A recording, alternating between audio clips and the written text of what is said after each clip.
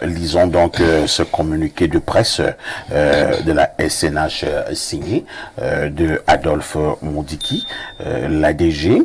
Alors, que dit le communiqué de presse? Affaire Glencore, la Société nationale des hydrocarbures se réjouit de l'avancée des poursuites contre les auteurs et complices des actes de corruption qui entachent son image. L'administrateur directeur général de la Société nationale des hydrocarbures SNH, le ministre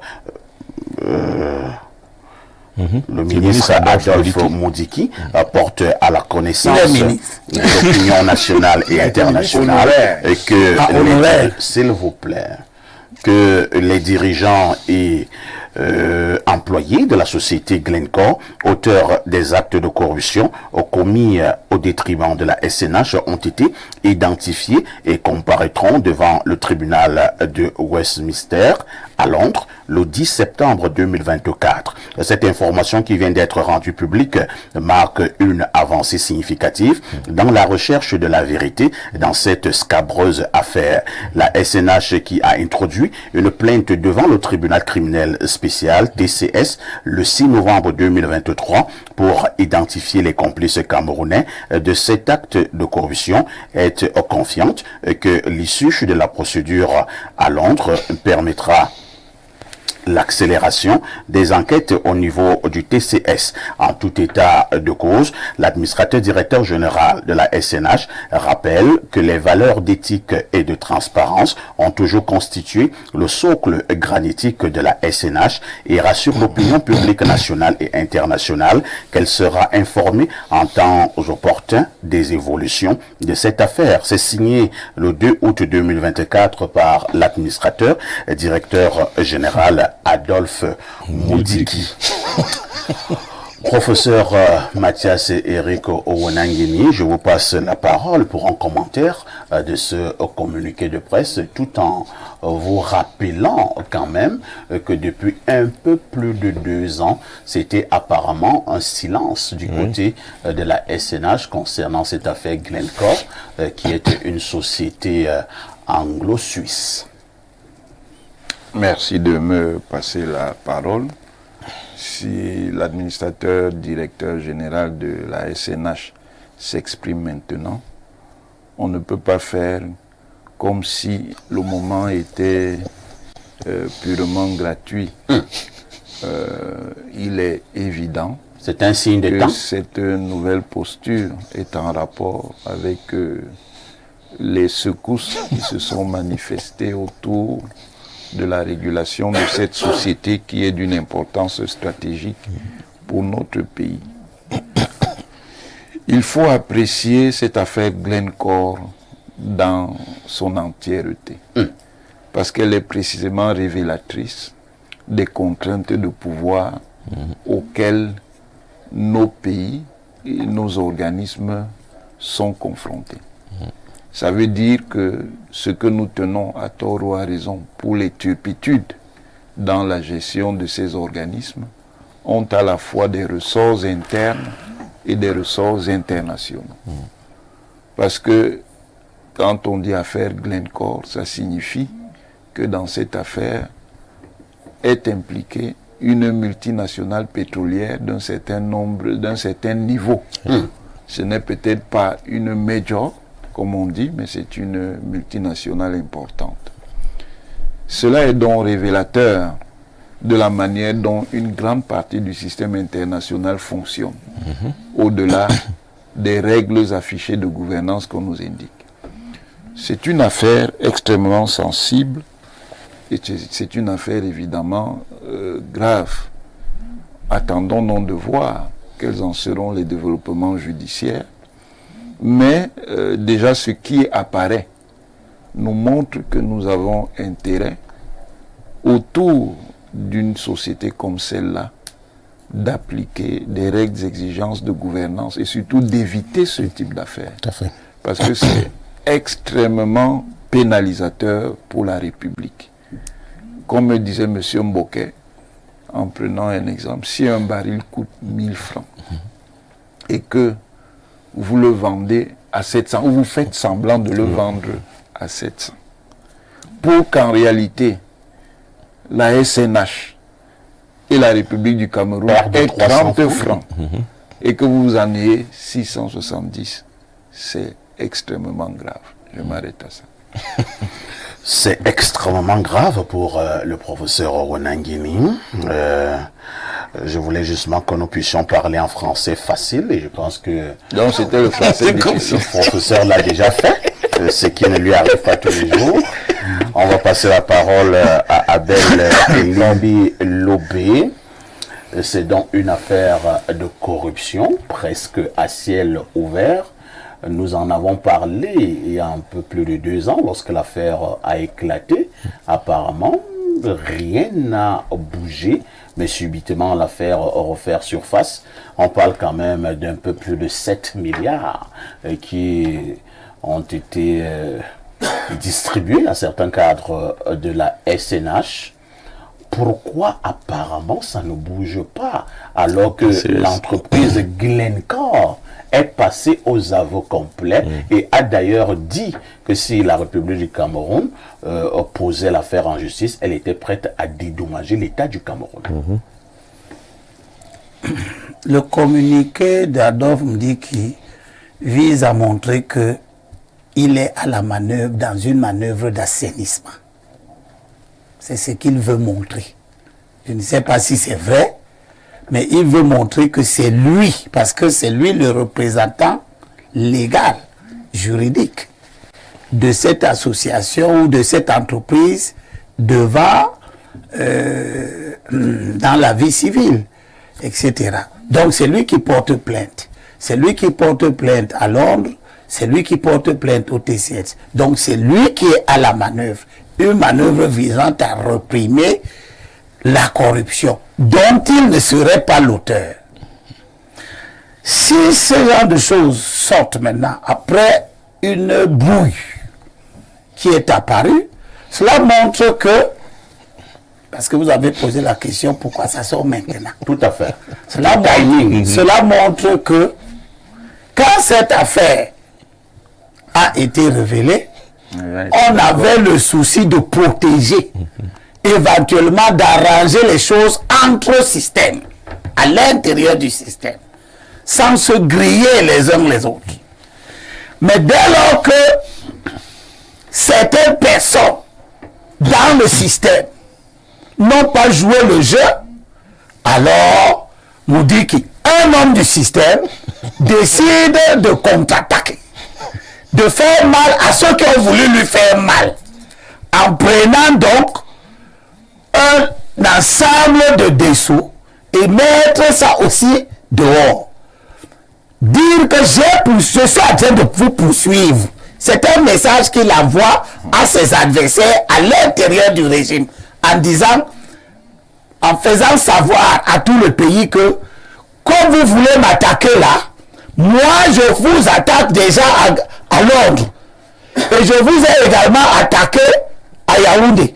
Comme vous avez autorité sur ceux de Yaoundé, ceux de Londres vont vous dire qui est quoi dans cette affaire et ceux de Yaoundé ne pourront plus protéger. Voilà. Nous sommes dans le système. C'est le système. Il a déjà fait preuve de ce genre de choses dans d'autres cas. Ce sont les gens du système qui se battent. Ce sont les gens du système qui essayent de se neutraliser. Il y a quelque temps, les gens du système donnaient des informations à un pseudo-journaliste à l'effet de détruire d'autres gens du système. Ah bon? Et ça s'est soldé par des gens du système qui ont tué un homme du système. Vous parlez de quoi? Je suis en train de parler des choses de votre système. C'est votre système qui est comme ça. Vous dites l'affaire Glencore ne date pas d'aujourd'hui. On ne savait pas que la SNH a porté plainte à Londres, puis au TCS. Maintenant on sait. Pourtant la plainte ne date pas d'aujourd'hui. Novembre 2023. Donc depuis 2023, on avait porté plainte. L'affaire ne date pas de novembre 2023. Avant, on n'avait pas porté plainte. On n'avait même pas fait de bruit là-dessus. C'est éventuellement ceux qui veulent lyncher d'autres qui qui ont mis l'affaire dehors. Et ceux qui réagissent aujourd'hui sont en train de contre-attaquer en disant, ok, comme vous avez voulu mettre cette affaire-là dehors pour avoir ma peau, je vais vous montrer donc que moi je peux avoir votre peau parce que c'est vous qui avez fait ceci. Je vais porter plainte là où vous ne pouvez pas intervenir, là où vous ne pouvez pas corrompre les enquêteurs, là où vous ne pouvez pas corrompre les juges. J'interviens à Londres, je porte plainte là-bas. Comme ça, quand Londres va réagir le 10 septembre prochain, vous ici à Yaoundé, qu'on a corrompu ou qu'on tente de corrompre, vous serez bien obligés. Sauf que le TCS n'est pas obligé de suivre les juridictions de Londres. Donc, nous sommes dans un système qui nous donne les signaux de la fin. Et je suis d'accord avec Bokeh, que voilà l'une des manifestations concrètes du chaos là. C'est-à-dire qu'on a essayé de freiner les choses, mais elles vont quand même vers l'implosion. Donc, n'attendons rien de tout ça, chers compatriotes. Vous pensez que c'est juste la diversion? Parce que c'est un dilatoire. On a arrêté les barras, oui, mais la corruption n'a pas diminué à l'intérieur du système. On a arrêté l'autre préfet là, qui avait 40 voitures.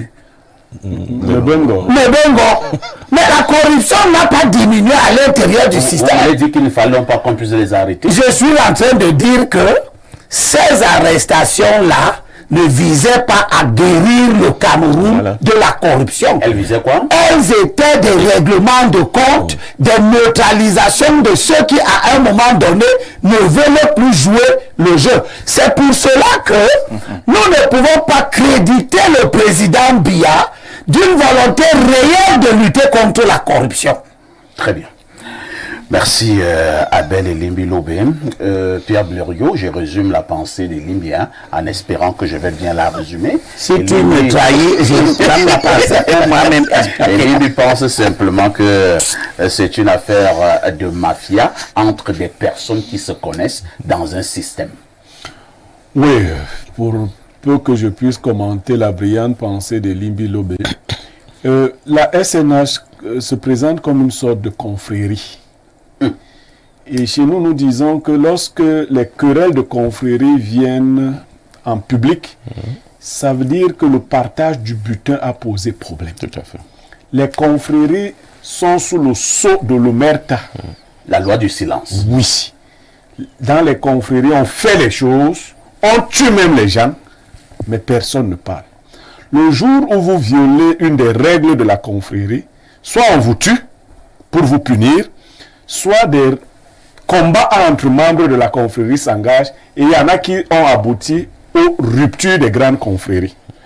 La SNH, donc, vous saviez quand on grandissait, depuis l'époque d'Aïdjo, on disait que l'argent de la SNH, on n'en parle pas. Bien sûr, ça a soumou, c'est ça. On disait qu'on n'en parle pas. Mais on dit que même en parler. Même on dit que personne. Donc, aujourd'hui que l'affaire de la SNH peut se parler, on peut vous évoquer quelques milliards. Je vous dis même, c'est l'arbre qui cache la forêt. Parce que la SNH, 7 milliards, c'est l'argent des... Ce sont les pupilles de chars. Les pupilles de chars. Ah bon? Non, vous voulez faire comprendre qu'il y a certainement pire. Oui. 5 milliards, c'est pas l'argent de la SNH. On a même peur que si on donne les chiffres, les gens vont faire de leurs besoins sur eux-mêmes. 7 milliards pour ne pas traumatiser les Camerounais. C'est pour une personne. C'est pour 26,6 milliards pour savoir. Ça, c'est aussi bien. Sauf que, tant que le grand patron de la confrérie maîtrise le système, le débat sur la SNH peut se maîtriser au niveau du Cameroun. Mais, comme Elimbi Loubé le disait, le débat est sorti du Cameroun. Là-bas, vous ne dites pas aux gens ce qu'ils doivent dire. Glencore a plaidé coupable. Pour des raisons techniques d'ailleurs. Glencore, c'est que pour qu'il ne disparaisse pas, il faudrait qu'il se comporte d'une certaine manière. Mais Glencore cache d'autres Glencore. Ça, ce n'est que Glencore 1. Vous pourrez trouver des choses si on veut fouiller dans la SNH. Alors, je pense que il va falloir que le système, pour qu'il n'implose pas à partir de la SNH, revoie ses tactiques. L'amitié entre l'ADG Moudiki Adolphe et le président Paul Biya est de très longue durée. Ils ont certainement des choses qu'ils connaissent les uns les autres. Moudi qui n'est plus à l'âge auquel on met des gens en prison, vous savez aussi. Donc, Moudi qui a un âge où, Elim Belobe disait ici que le RDPC peut parler à Paul Biya, Moudi qui fait partie du type de baron qui peuvent dire des choses. Donc, est-ce que tu es en train d'insinuer que s'il a porté plainte à Londres, là où on ne peut pas corrompre éventuellement, c'est avec l'accord de son ami, le président. Non, le président avait effectivement... Non, je n'insinue pas. Le président avait effectivement demandé à Moudi de poursuivre cette affaire. Bon, maintenant, est-ce que les groupes vont se neutraliser? Est-ce que le président va faire un rétro-pédalage? Deuxième question. Oui. Je veux comprendre Vraiment. Oui, vraiment dernière question. Est-ce que ça veut dire que ce que j'ai dit la dernière fois a donc un sens en disant que mais le petit, le jeune, il ne connaît pas le code de son système, qu'il doit avoir respect absolu à l'endroit des barons? Non, tu avais tort malheureusement parce que celui que tu voulais parler de quel jeu? Celui que tu... il y a un jeu, il y a un jeu qui se bat contre un baron et qui voulait enlever le baron. C'est là que tu avais tort parce que le SGTR n'aurait jamais plus d'initiative personnelle décider de s'attaquer à Moudi. Il n'a d'ailleurs aucun intérêt à le faire. Donc si je te comprends bien, le président utilise, il est d'accord avec les autres et les autres. Pour poursuivre ici, quand vous l'enlevez là-bas. Donc le président est